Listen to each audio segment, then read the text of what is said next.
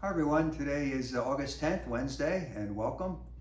And today actually is the Feast of St. Lawrence. So if any of you have a friend named Larry, just wish him a happy feast day today. You know, St. Lawrence lived around the 3rd century, and his devotion to him really started around the 4th century. He has a really unusual story. He was very, very touched by the martyrdom of Pope Sixtus II. And that touched him so much that he went and sold his own goods and some of the Roman goods to give to the poor. And about not even a week later, I think 4 or 5 days later, he himself was martyred.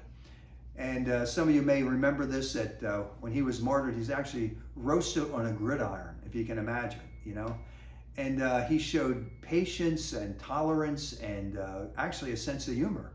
He's purported to have said when he was being grilled, he said, "Turn me over, I'm done on this side," if you can imagine. As a part of his martyrdom, then, there was a Christian writer there, I think his name was Prudentius, who wrote that he thought that the entire conversion of the city of Rome happened because of the martyrdom of St. Lawrence.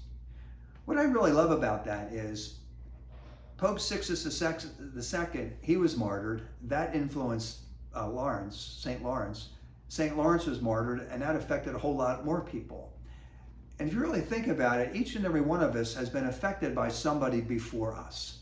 Your faith, my faith, may have started with your grandparents or somebody else, your parents, someone that really touched you. Maybe a coach or a teacher in school, a priest, a nun, somebody who in some way instilled a deep love of Christ in your life. And we need to be very thankful to God for these people and pray for these people and thank these people if they're still alive. And by the same token, you and I are then to pass the faith on to the next generation. And that's really how it's done. But these times happen through these martyrdoms, through these people literally dying for the faith.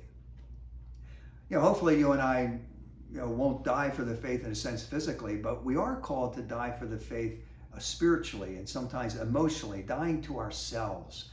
In fact, the reading today for daily Mass with St. Lawrence is really powerful. And I'd just like to share it with you from John chapter 12. Jesus said to his disciples, "Amen, amen, I say to you, unless a grain of wheat falls to the earth and dies, it remains just a grain of wheat. But if it dies, it produces much fruit. Whoever loves his life loses it.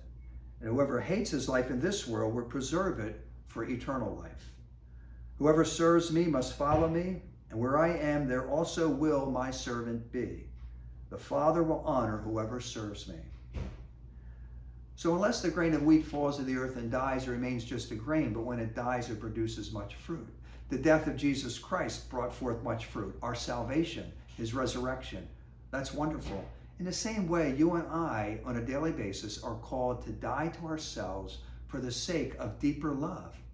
And that's a really great question you and I can ask ourselves every single day of our lives, in every situation we're in. What do I need to die to so that God's love can grow more in this situation? Because, in this culture, we're all about me. We're all about, what I want. I want what I want when I want it.